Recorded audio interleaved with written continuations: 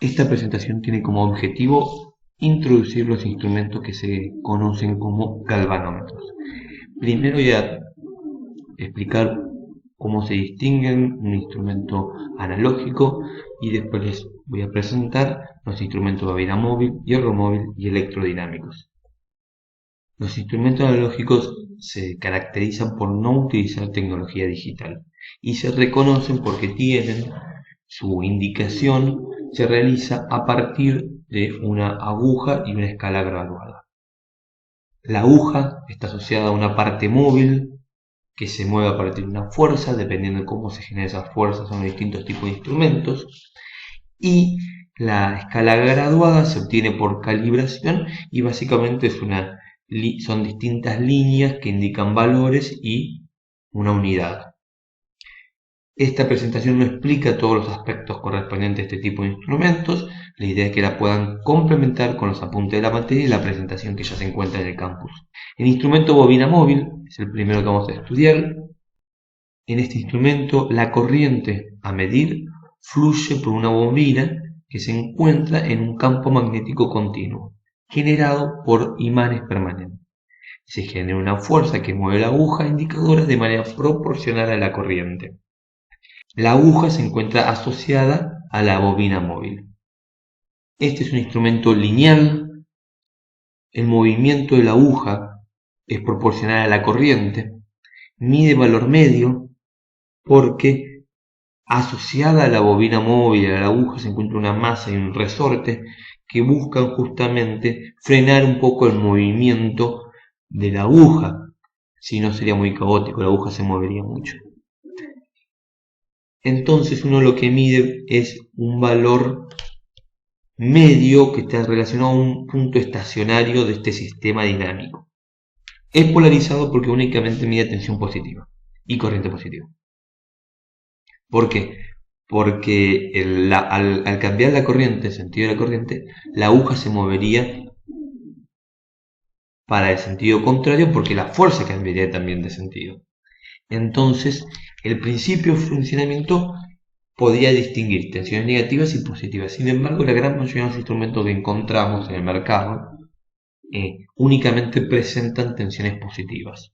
Entonces hay que tener cuidado en el momento de conectarlo. Y posee un ajuste de cero, que es un ajuste mecánico para alinear la aguja en la línea de cero antes de empezar a trabajar. Acá tenemos un ejemplo. Se observa entonces la bobina móvil, los dos imanes, la aguja asociada a la bobina y la escala graduada. Acá tenemos un ejemplo, es un multímetro de mano analógico. Es bastante viejo y bastante deteriorado. Se puede observar las distintas escalas graduadas para distintas funciones. Ohm es la primera, después tenemos tensión continua, tensión alterna. Vemos que hay un espejo. La idea del espejo en la escala es poder evitar el error de apreciación. Cuando uno observa la lectura, se tiene que parar enfrente a la aguja, poner sus ojos bien en posición perpendicular y que la aguja y su reflejo en el espejo estén superpuestos. En ese caso uno está bien seguro que está mirando desde arriba y entonces puede determinar con mejor precisión la lectura del instrumento. Acá estamos viendo el instrumento por adentro, vemos que no tiene ningún tipo de componente activo, menos digital. Esta es la llave selectora que va seleccionando las distintas funciones que están relacionadas con estos componentes pasivos. Resistores, hay un capacitor acá atrás y algunos diodos. El instrumento de bobina móvil propiamente está aquí adentro. Acá se pueden observar los imanes y la bobina está aquí adentro. Este cable y este otro es el que lleva la corriente que va a circular por la bobina móvil. ¿Cómo se puede generar un ohmmetro, un voltímetro y un amperímetro con distintas escalas a partir de un instrumento, un indicador de bobina móvil? Eso está todo explicado en la presentación de la clase. Y instrumento de hierro móvil. En estos instrumentos, la cúpula motora se genera a partir de una fuerza que se ejerce en una pieza de hierro dulce asociada a la aguja. Y esta fuerza es debido al campo magnético que genera una bobina fija por donde fluye la corriente a medida. En este caso, la cúpula motora es proporcional al cuadrado del valor instantáneo de la corriente. Y nuevamente se le asocia a esa aguja y el hierro móvil una masa y un resorte para estabilizarlo.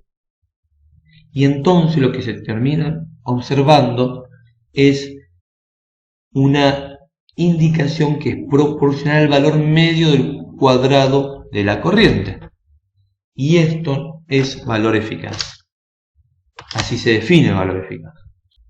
Acá tenemos un esquema de lo que les acabo de contar, que este es el hierro móvil por repulsión. Existe también el de atracción que está en la presentación del campus. Podemos ver que la corriente fluye por esta bobina y magnetiza con la misma polaricidad dos pedacitos de hierro dulce. Uno que es fijo, que es el grande, y otro que es más chiquito, es móvil. Entonces, como ambos se polarizan con el mismo sentido, se repelen. Esta es la masa y este es el resorte. Esto es lo que le da un poco de inercia y estabilidad a la lectura. Tenemos la aguja y una escala graduada. Acá tenemos un instrumento. No se puede observar, pero aquí están las características. Todos los que son instrumentos industriales están caracterizados por la clase, que nos indica cuál es su exactitud, y también de cómo se tienen que posicionar. Todo eso hay una norma que indica qué significa cada símbolo, y ustedes lo pueden ver en las presentaciones del campus. Ven que la escala es totalmente no lineal, las líneas no están separadas todas de igual manera, y fíjese que la resolución es bastante mala, es decir, pasan de 50 A a 100 A. Pero este instrumento que muestro acá debe tener 40 años, es decir, son extremadamente robustos. Si lo abrimos, podemos ver cómo está construido por adentro.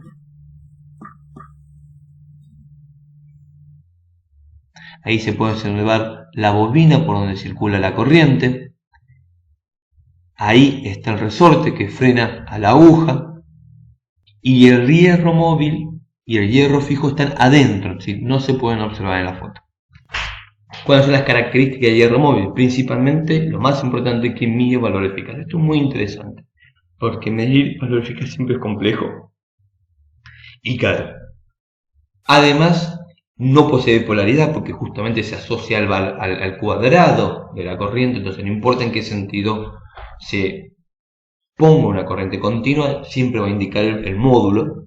Son muy robustos, ustedes lo pudieron ver, es una construcción muy sólida que dura muchos años y muy económica.